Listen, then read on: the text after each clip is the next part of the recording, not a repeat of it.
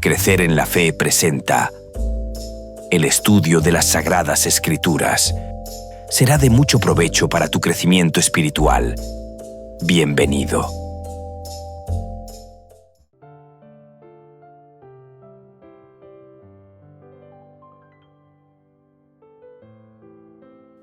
¿Alguna vez te has preguntado qué significa realmente el amor divino? Para muchos, la palabra griega agape se utiliza exclusivamente para referirse al amor de Dios, es decir, señala el amor que solo pertenece a Dios. Perfecto, incondicional y unilateral. Se nos ha dicho, o también se nos ha enseñado, que en comparación, otros términos usados para referirse al amor, como filia, del verbo fileo, representan sentimientos menos sublimes y se utiliza únicamente para el amor humano. Pero, ¿qué tan ciertos son estas afirmaciones? Un vistazo profundo a las Escrituras revela algo fascinante y diferente. La palabra griega agape no solo describe el amor de Dios, también se usa para hablar de los afectos humanos e incluso de amores mal dirigidos. Por ejemplo, en 2 de Timoteo capítulo 4 versículo 10, leemos cómo Demas amó más las cosas de este mundo y abandonó a Pablo. Aquí, Pablo utiliza el término agape, amó, lo que nos muestra que agape no es un término exclusivamente divino, sino también se utiliza para referirse al amor humano. Y hay más. En Juan capítulo 16 versículo 27, las Escrituras utilizan el término griego fileo para referirse también al amor de Dios. Jesús nos dice que el Padre los ama fileo porque ustedes me han amado fileo. En este pasaje, fileo, muchas veces visto erróneamente como un amor menor o inferior, es también una expresión auténtica del amor divino hacia nosotros. El término griego fileo se utiliza no solo para referirse al amor humano, sino también al amor de Dios por los seres humanos. Finalmente, las Escrituras nos enseñan algo poderoso. El amor de Dios no es unidireccional, no es unilateral, es profundamente relacional.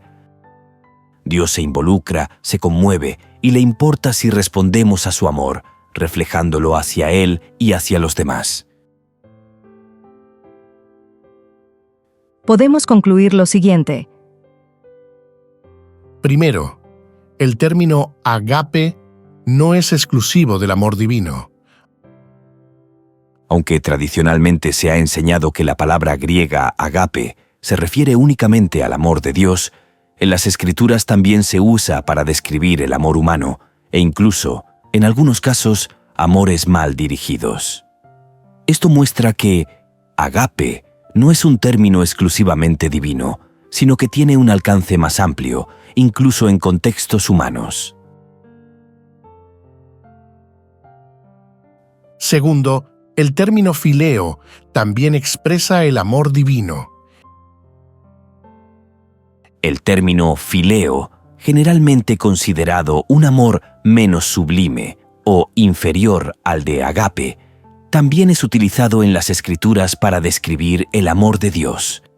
Esto indica que el amor divino puede expresarse a través de diferentes términos, cada uno con su propia riqueza y matices, y que fileo no debe subestimarse como una forma menos importante de amor. En este video y en sus diferentes secciones, exploraremos juntos cómo las Escrituras nos muestran un amor pactual, un amor divino que invita, transforma y busca una relación genuina contigo y conmigo. Acompáñanos. Y este estudio lo haremos mediante los siguientes puntos. Primero, el amor eterno de Dios. Segundo, amor pactual. Tercero, amor gratuito. Cuarto, una relación condicional. Quinto, misericordia perdida.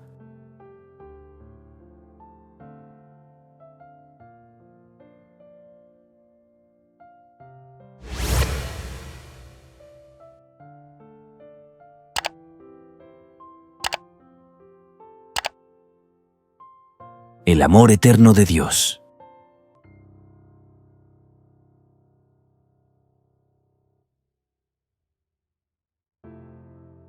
Las Escrituras son claras. Dios ama a todos. El versículo más famoso de las Escrituras, Juan capítulo 3, versículo 16, proclama esta verdad. De tal manera amó Dios al mundo, que ha dado a su Hijo unigénito, para que todo aquel que en Él cree no se pierda, sino que tenga vida eterna. A continuación, vamos a leer dos citas bíblicas relacionadas con el amor eterno de Dios. Él ama justicia y juicio. De la misericordia de Jehová está llena la tierra. Bueno es Jehová para con todos, y sus misericordias sobre todas sus obras. Teniendo en cuenta estas dos citas del libro de los Salmos, respondamos el siguiente interrogante.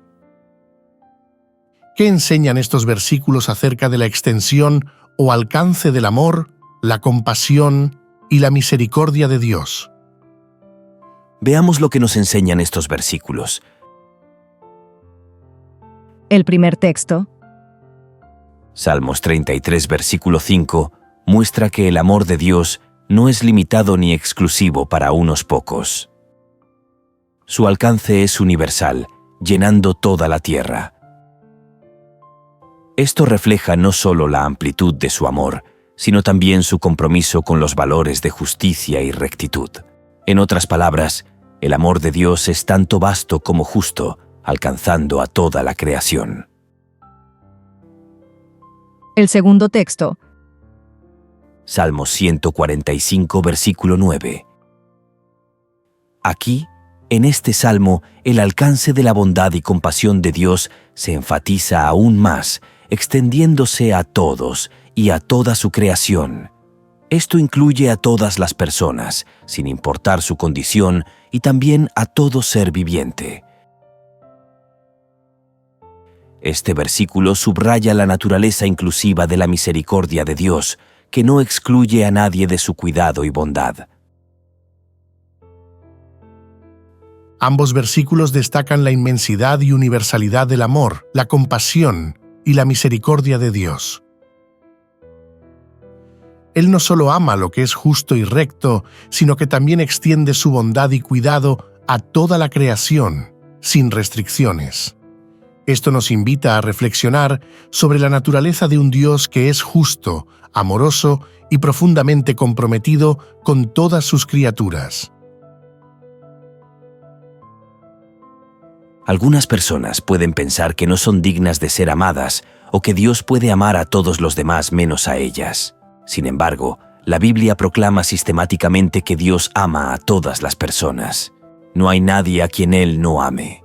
Y puesto que Dios ama a todos, también quiere que todos se salven. ¿Realmente Dios desea que todos los seres humanos se salven? Veamos qué nos dicen las Sagradas Escrituras.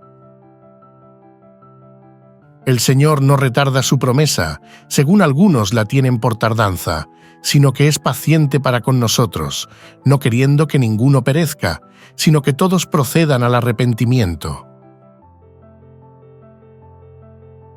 El cual quiere que todos los hombres sean salvos y vengan al conocimiento de la verdad.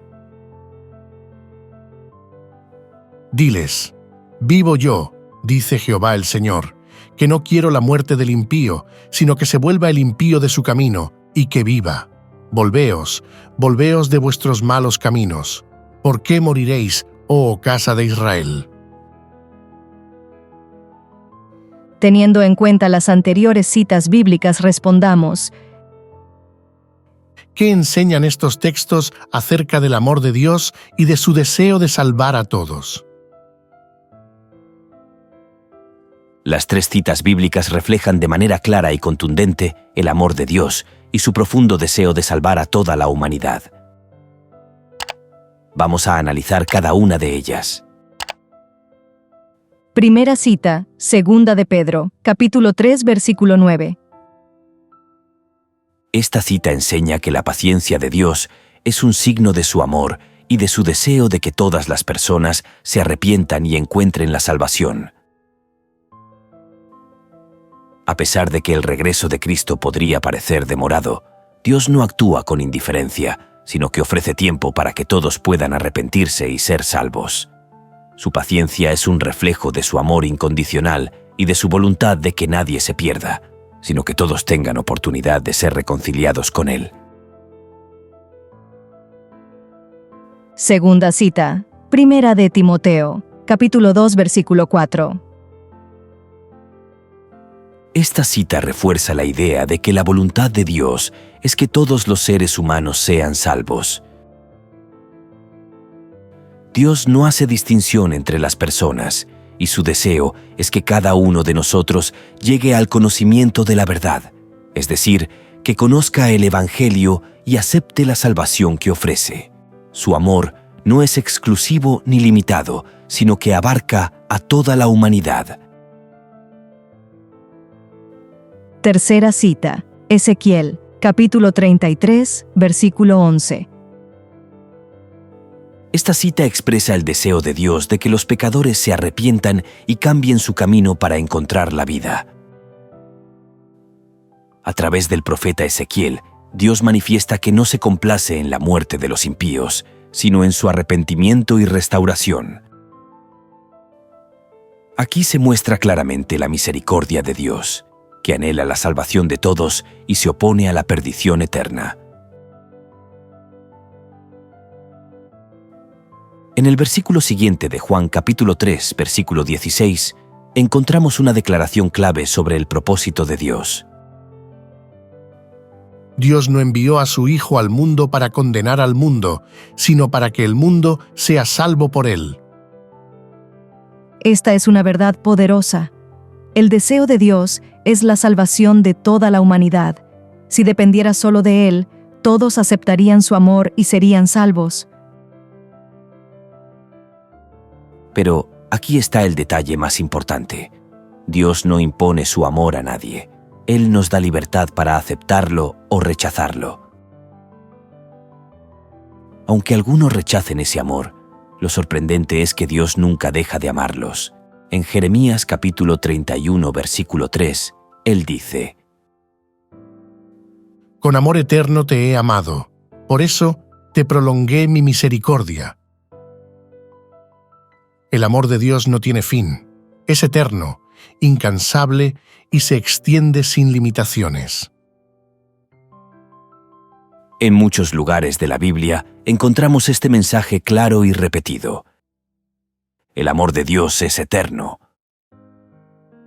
Tomemos, por ejemplo, el Salmo 136, que celebra su fidelidad y amor inquebrantable. Alabad a Jehová, porque Él es bueno, porque para siempre es su misericordia.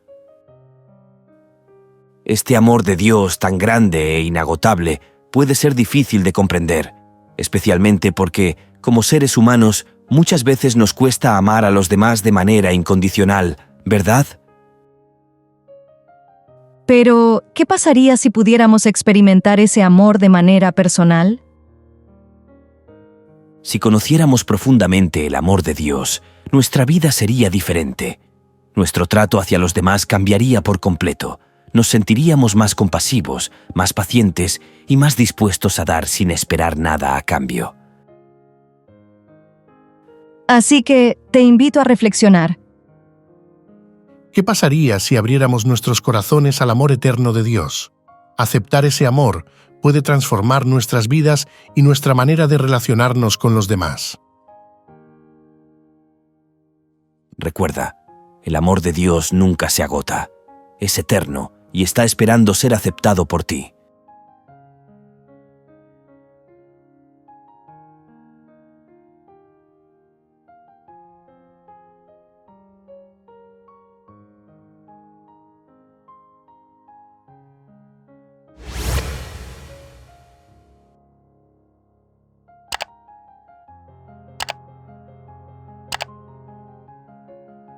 Amor pactual.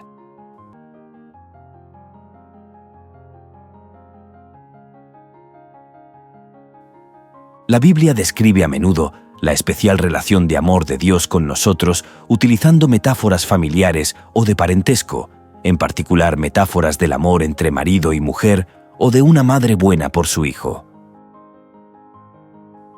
Estas metáforas se utilizan sobre todo para describir la relación especial entre Dios y el pueblo con el que estableció su pacto. Se trata de una relación de amor pactual que implica no solo el amor de Dios por su pueblo, sino también la expectativa de que el pueblo acepte ese amor y ame a Dios y a los demás. A continuación vamos a leer un pasaje de las Sagradas Escrituras que habla del amor pactual de Dios. Porque tú eres pueblo santo para Jehová tu Dios. Jehová tu Dios te ha escogido para serle un pueblo especial, más que todos los pueblos que están sobre la tierra.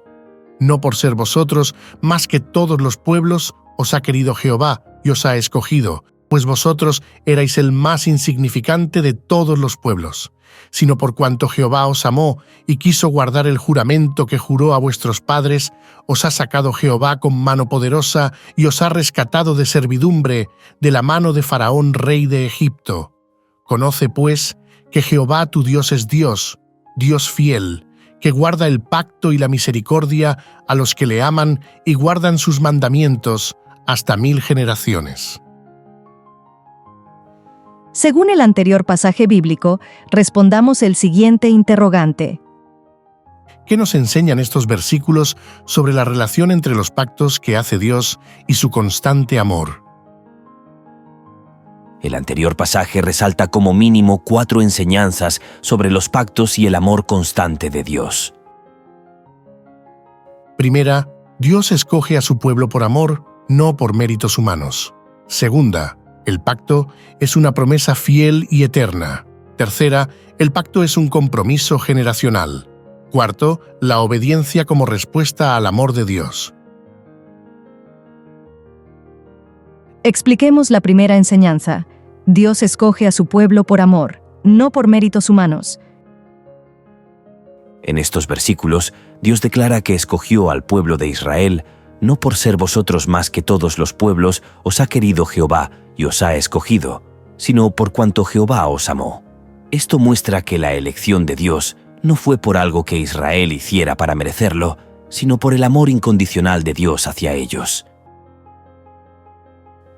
Esto resalta que el amor de Dios es la base de su pacto, no las acciones o la grandeza humana. Sobre la segunda enseñanza, el pacto es una promesa fiel y eterna. Es de resaltar lo siguiente. Que en el versículo 9 se enfatiza que Jehová tu Dios es Dios, Dios fiel, que guarda el pacto y la misericordia. Esto indica que, aunque el pueblo pueda fallar, Dios permanece fiel a su promesa y su amor hacia ellos. El pacto que Dios hizo con Israel refleja su fidelidad constante, y Él lo guarda por amor, extendiendo su misericordia a aquellos que le aman y obedecen. La palabra hebrea traducida como misericordia en el versículo 9 es el hebreo Hesed, y este término aparece 244 veces en el Antiguo Testamento. Esta palabra Hesed, por sí misma, refleja cómo el amor divino está ligado al pacto y mucho más. El término Hesed se utiliza a menudo para describir la grandeza de la misericordia, la bondad y el amor de Dios. Entre otras cosas, Hesed se refiere a la bondad amorosa o amor leal por otra persona dentro de una relación de amor recíproco.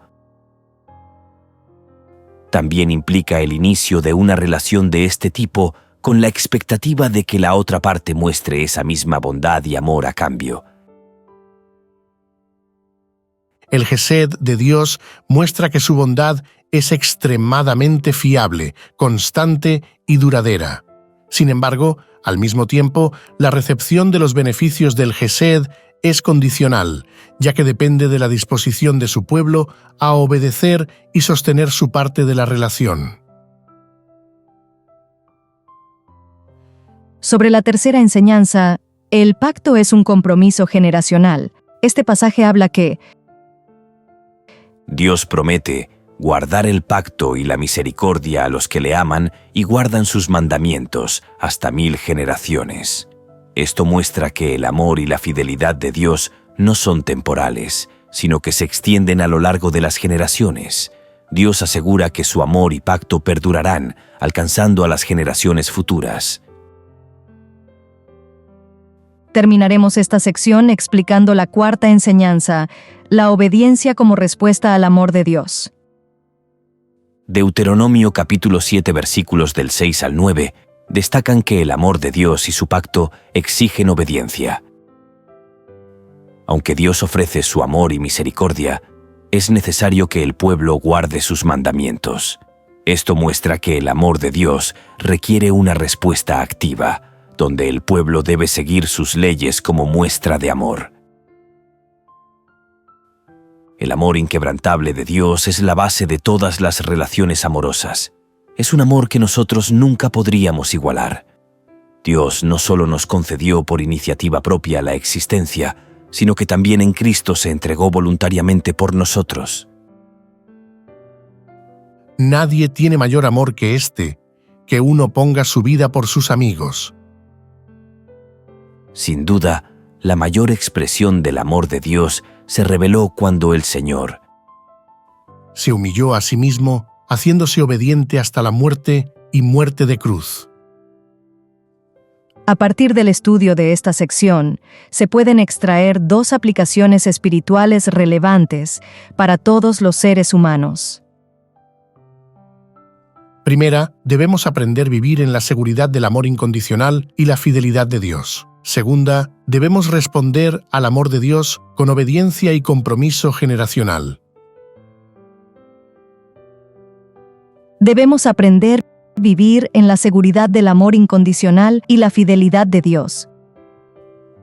El Señor nos recuerda que el amor de Dios hacia nosotros es incondicional y no depende de nuestras obras o capacidades. Para nosotros, esto significa que podemos descansar en la seguridad de que Dios nos ama profundamente, incluso en medio de nuestras debilidades y fracasos.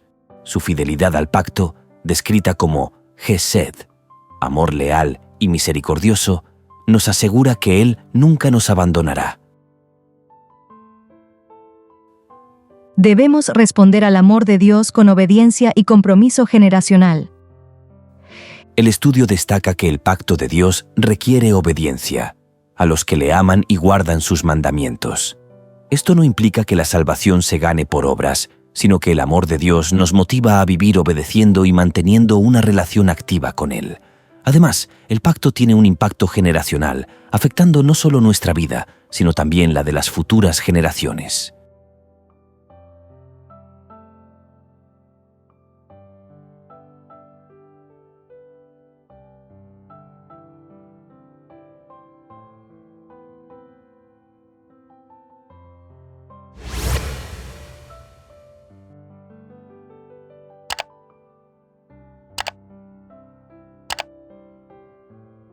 Una relación condicional.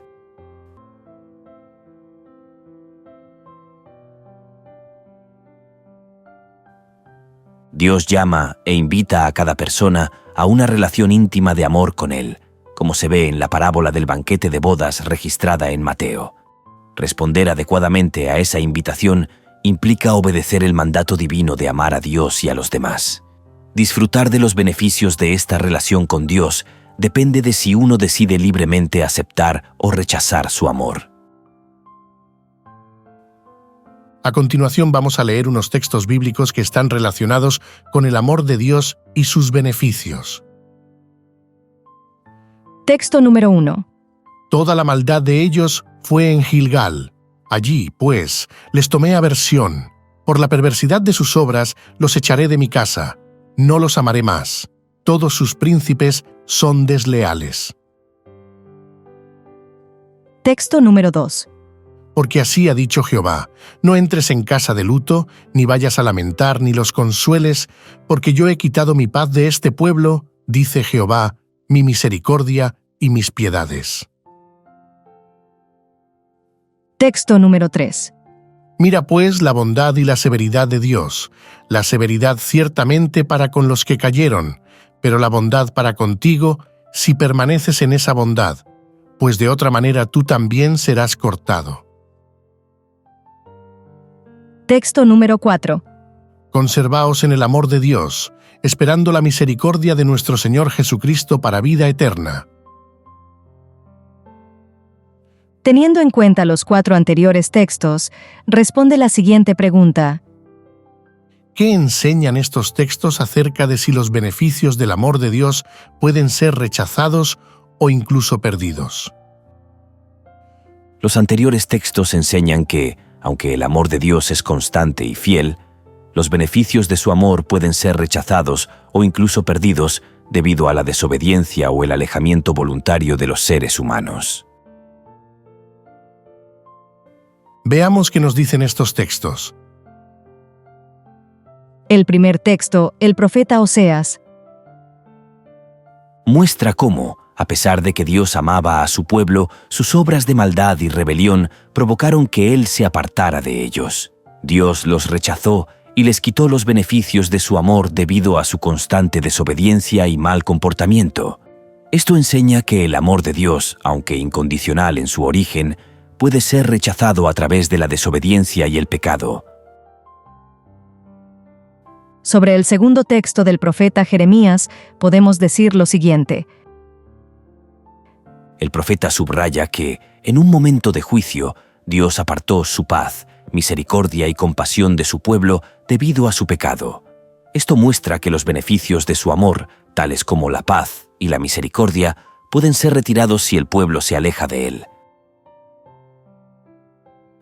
Sobre el tercer texto del apóstol Pablo, podemos decir lo siguiente. Pablo habla de la severidad de Dios hacia los que se apartan y de su bondad hacia aquellos que permanecen en él. Aquí se enseña que, aunque Dios es bondadoso y amoroso, los beneficios de su amor son condicionales a la fidelidad y la perseverancia en su voluntad. Si alguien rechaza la gracia de Dios o se aparta, los beneficios de su amor pueden ser perdidos. Sobre el cuarto texto del apóstol Judas, podemos decir lo siguiente.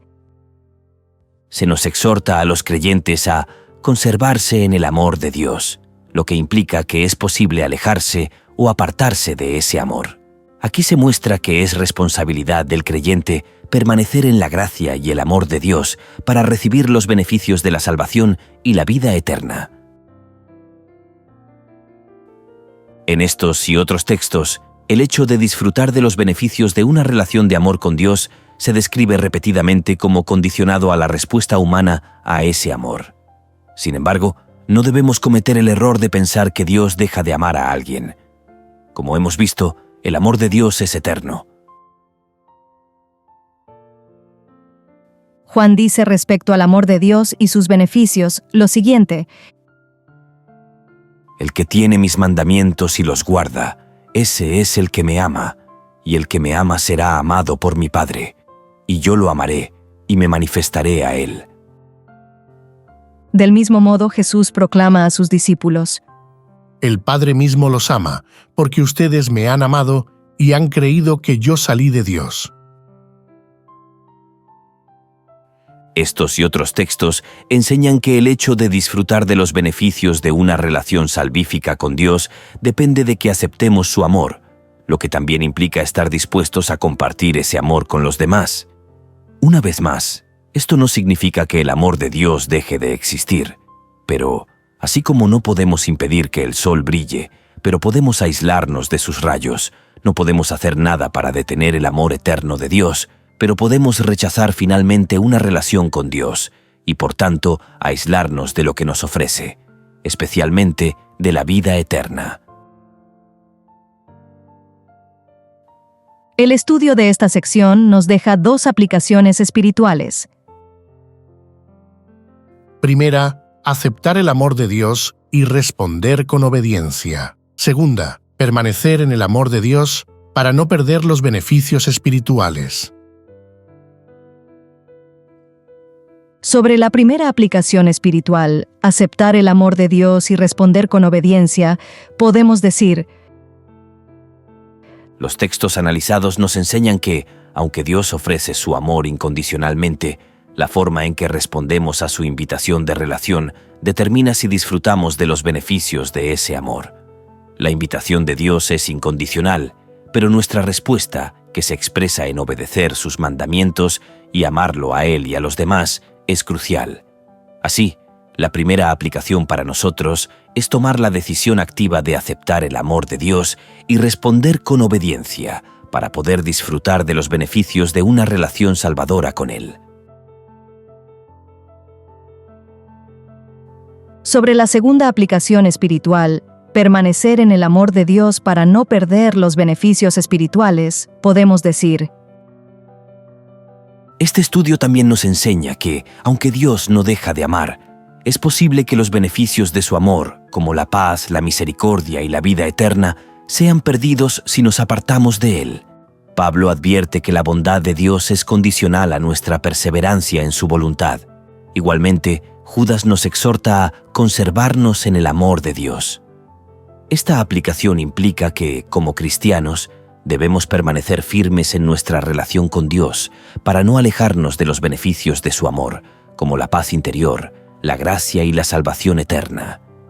Mantenerse en el amor de Dios requiere una elección continua y diaria de vivir según sus principios y permanecer comprometidos con Él.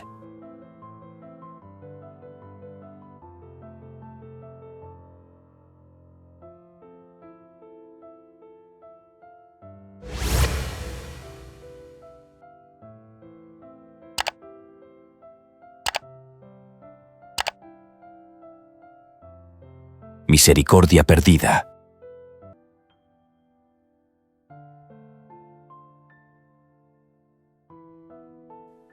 El amor de Dios es eterno e inmerecido. Sin embargo, los seres humanos pueden rechazarlo. Tenemos la oportunidad de aceptar o rechazar ese amor, pero solo porque Dios nos ama por iniciativa propia, con su amor perfecto y eterno antes de cualquier cosa que hagamos. Nuestro amor a Dios es una respuesta a lo que ya se nos ha dado incluso antes de que lo pidiéramos. A continuación, vamos a leer 3 versículos de Primera de Juan, capítulo 4. Amados, amémonos unos a otros, porque el amor es de Dios. Todo aquel que ama es nacido de Dios y conoce a Dios. Nosotros le amamos a Él, porque Él nos amó primero. Si alguno dice, yo amo a Dios, y aborrece a su hermano, es mentiroso, pues el que no ama a su hermano a quien ha visto, ¿cómo puede amar a Dios a quien no ha visto? Teniendo en cuenta el anterior pasaje, y en especial atención a los versículos 7 y 19. ¿Qué nos dice esto acerca de la iniciativa divina de amarnos? Podemos decir que la iniciativa divina de amarnos se ve claramente en estos versículos. Dios es el origen del amor, y todo amor genuino proviene de Él. Además, Él es quien toma la primera acción, amándonos antes de que podamos corresponderle. Este amor divino es el que establece la base para nuestra capacidad de amar a Dios y a los demás. En el versículo 7 de Primera de Juan 4 dice: Amados, amémonos unos a otros, porque el amor es de Dios. Todo aquel que ama es nacido de Dios y conoce a Dios. Este versículo establece que el amor tiene su origen en Dios. Es decir, el amor no es algo que surja espontáneamente de los seres humanos por su propia voluntad, sino que es una cualidad de Dios que Él comparte con nosotros. El amor es un atributo divino, y aquellos que aman muestran que están conectados con Dios, pues han recibido ese amor de Él. Es una muestra de su iniciativa, ya que Él es el origen del amor, y es Él quien primero nos ama. En el versículo 19 de Primera de Juan 4 dice: Nosotros le amamos a Él, porque Él nos amó primero. Este versículo subraya la iniciativa de Dios en el amor. Aquí se revela que nuestro amor hacia Dios es una respuesta al amor que Él nos mostró primero. No somos los primeros en amar a Dios, sino que Él nos amó de manera incondicional y soberana antes de que nosotros pudiéramos siquiera pensar en amarle. Este amor divino no depende de nuestra capacidad o mérito. Dios decidió amarnos primero, y esta iniciativa suya es la que nos motiva y capacita para responder a Él con amor. El amor de Dios siempre ocurre primero. Si Dios no nos amara en primer lugar, nosotros no podríamos amarlo. Él es la fuente de todo amor, y es gracias a su amor incondicional que podemos aprender a amar. Aunque Él nos creó con la capacidad de amar y ser amados, la verdadera base de este amor viene de Él. Pero, aunque el amor de Dios es un regalo que nos ofrece sin condición, es nuestra decisión aceptarlo y reflejarlo en nuestra vida. En la parábola de Jesús sobre el siervo que no quiso perdonar, registrada en Mateo capítulo 18, vemos claramente este principio. Por lo cual, el reino de los cielos es semejante a un rey que quiso hacer cuentas con sus siervos, y comenzando a hacer cuentas, le fue presentado uno que le debía 10.000 talentos. A éste, como no pudo pagar, ordenó su señor venderle y a su mujer e hijos y todo lo que tenía para que se le pagase la deuda. Entonces, aquel siervo, postrado, le suplicaba diciendo: «Señor, ten paciencia conmigo y yo te lo pagaré todo». El señor de aquel siervo, movido a misericordia, le soltó y le perdonó la deuda. Pero saliendo aquel siervo, halló a uno de sus consiervos que le debía 100 denarios, y asiendo de él, le ahogaba, diciendo: «Págame lo que me debes». Entonces su consiervo, postrándose a sus pies, le rogaba diciendo: «Ten paciencia conmigo, y yo te lo pagaré todo». Mas él no quiso, sino fue y le echó en la cárcel hasta que pagase la deuda. En esa parábola, el siervo debía una deuda impagable. ¿Sabes cuántos años se debía trabajar para pagar esa deuda de 10.000 talentos? Para calcular cuántos años le tomaría a un trabajador pagar los 10.000 talentos, podemos seguir los siguientes pasos. Primer paso: convertir los talentos a denarios. Un talento equivale a 6.000 denarios. Entonces, para 10.000 talentos, la cantidad total de denarios sería 10.000 talentos por 6.000 denarios, que es el valor de un talento, igual a 60 millones de denarios. Segundo paso: calcular cuántos años tomaría pagar los 60 millones de denarios. Un denario era lo que se pagaba a un jornalero por un día de trabajo, y un obrero promedio trabajaba 300 días al año. Un trabajador gana 300 denarios por año, por lo tanto, para ganar 60 millones de denarios, el número de años sería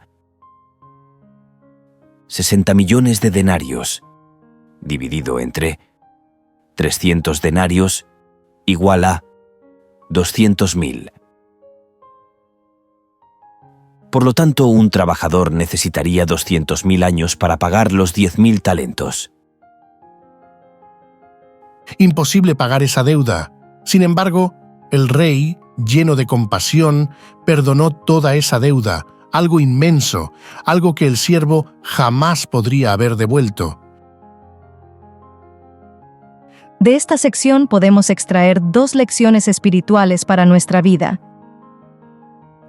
Primera, la misericordia de Dios es inagotable y trascendente, pero depende de nuestras decisiones. Segunda, recibir el perdón de Dios implica compartirlo con los demás. La misericordia de Dios es inagotable y trascendente, pero depende de nuestras decisiones. El siervo perdonado por una deuda impagable, pero que no fue capaz de perdonar una deuda menor, nos muestra que aunque la misericordia de Dios es eterna e incondicional, podemos rechazarla a través de nuestras decisiones. Al igual que el siervo, si no estamos dispuestos a compartir la misericordia que hemos recibido, corremos el riesgo de perder los beneficios de esa gracia.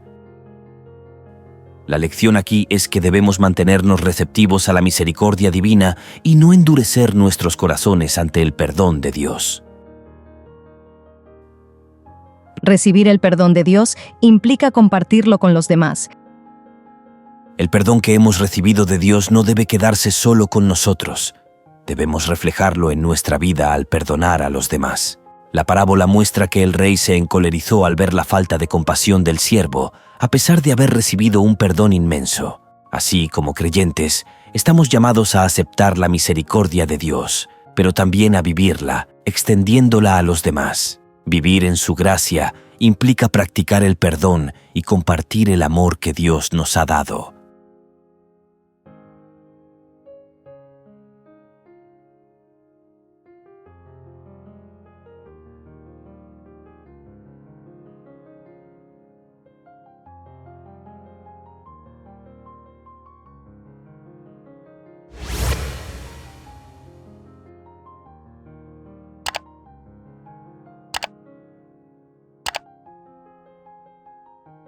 Has recibido gratis, da gratis.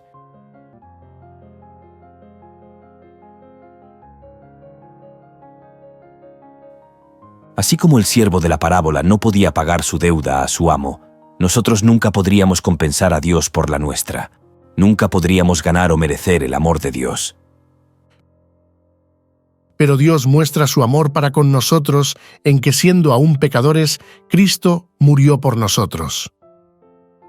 ¡Qué amor tan asombroso! Como dice Juan. Mirad cuál amor nos ha dado el Padre, para que seamos llamados hijos de Dios. Sin embargo, lo que podemos y debemos hacer es reflejar el amor de Dios a los demás tanto como nos sea posible. Si hemos recibido tanta compasión y perdón, ¿cuánto más deberíamos otorgar compasión y perdón a los demás? Recordemos que el siervo perdió la compasión y el perdón de su amo porque no se los concedió a su consiervo. Si realmente amamos a Dios, no dejaremos de reflejar su amor, compasión a los demás. Para continuar nuestro estudio sobre el amor pactual de Dios, vamos a leer los siguientes textos bíblicos. Este es mi mandamiento, que os améis unos a otros como yo os he amado. En esto hemos conocido el amor, en que Él puso su vida por nosotros. También nosotros debemos poner nuestras vidas por los hermanos. Amados, amémonos unos a otros, porque el amor es de Dios. Todo aquel que ama es nacido de Dios y conoce a Dios. El que no ama no ha conocido a Dios, porque Dios es amor. En esto se mostró el amor de Dios para con nosotros, en que Dios envió a su Hijo unigénito al mundo, para que vivamos por Él. En esto consiste el amor, no en que nosotros hayamos amado a Dios, sino en que Él nos amó a nosotros y envió a su Hijo en propiciación por nuestros pecados. Amados, si Dios nos ha amado así, debemos también nosotros amarnos unos a otros. Nadie ha visto jamás a Dios. Si nos amamos unos a otros, Dios permanece en nosotros, y su amor se ha perfeccionado en nosotros. Teniendo en cuenta los anteriores textos, respondamos: ¿qué enseñan estos pasajes acerca del amor de Dios y de la relación entre su amor, nuestro amor a Él y el amor a los demás? Los anteriores textos nos enseñan varias lecciones importantes sobre el amor de Dios y su relación con nuestro amor hacia Él y hacia los demás. Lección número 1. El amor de Dios como modelo y origen del amor verdadero. El apóstol Juan explica que el amor verdadero proviene de Dios. Dios es amor, y su amor se manifiesta en el sacrificio de su Hijo, Jesús, para que nosotros pudiéramos vivir a través de Él. Este amor de Dios no solo nos alcanza, sino que también nos enseña cómo debemos amar a los demás. La naturaleza del amor de Dios es sacrificial e incondicional, lo que nos invita a imitar este tipo de amor. Juan subraya que, si Dios nos ha amado de esta manera, debemos también amar a los demás. Es un amor que fluye de Dios hacia nosotros y luego de nosotros hacia los demás. Este amor no es solo un sentimiento, sino una decisión y una acción que se manifiesta en la práctica diaria de amar al prójimo. Yo decido amar o no hacerlo. Lección número 2. El amor como mandamiento de Jesús. Jesús nos da un mandamiento claro. Este es mi mandamiento, que os améis unos a otros como yo os he amado. Aquí, Jesús establece un estándar para el amor. Nuestro amor hacia los demás debe reflejar su amor por nosotros. Jesús nos muestra cómo debemos amar, incluso hasta el sacrificio, como lo hizo Él en su sacrificio en la cruz. Este amor no está condicionado por lo que otros hagan por nosotros, sino que es un amor que imita el amor incondicional de Cristo. Lección número 3. El amor a Dios y el amor a los demás. Juan nos recuerda que nosotros hemos conocido el amor de Dios en que Él puso su vida por nosotros. Este amor debe ser reflejado en nuestra vida al amarnos unos a otros. El amor a Dios se evidencia en nuestra capacidad y disposición para amar a los demás. No podemos decir que amamos a Dios si no estamos dispuestos a amar a quienes nos rodean, ya que el amor a Dios y el amor al prójimo están inseparablemente conectados. Terminaremos nuestro estudio analizando un último texto bíblico. Juan capítulo 15, versículo 12, Jesús dijo a sus discípulos: Este es mi mandamiento, que os améis unos a otros como yo os he amado. Si te estás gustando este video, no olvides darle me gusta, dejar tus comentarios y sugerencias. Tu opinión es importante. ¿Qué les ordenó Jesús a sus discípulos, al igual que a nosotros? Les ordenó que nos amáramos los unos a otros. Jesús ordenó que amaran a los demás como Él los amaba. Aquí y en otros lugares de las Escrituras, el Señor nos ordena amar a Dios y amarnos entre nosotros. Este estudio nos deja la siguiente conclusión espiritual. Debemos reconocer que se nos ha perdonado una deuda infinita e impagable para nosotros, una deuda que fue cancelada en la cruz en favor de nosotros. Por tanto, debemos amar a Dios, alabarlo y ser amorosos y misericordiosos con los demás, como enseña el evangelista Lucas. Por esto te digo que sus muchos pecados le son perdonados porque amó mucho, pero aquel a quien poco se perdona, poco amor manifiesta. ¿Quién de nosotros no es consciente de cuánto se le ha perdonado? Si amar a Dios implica amar a los demás, debemos compartir con urgencia el mensaje del amor de Dios, tanto de palabra como por obra. Deberíamos ayudar a las personas en su vida cotidiana aquí y ahora, tratar de ser un instrumento del amor de Dios y dirigir la atención de los demás hacia aquel que les ofrece la vida eterna en un cielo y una tierra nuevos, una nueva creación de este mundo que está tan estropeado y devastado por el pecado y la muerte, los frutos lúgubres de rechazar el amor de Dios.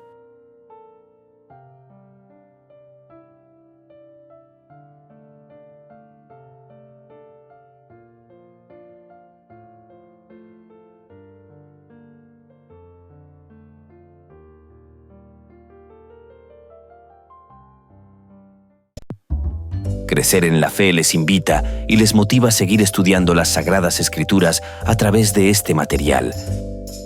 Y recuerde suscribirte a nuestro canal, comentar, compartir, activar la campanita y darle like.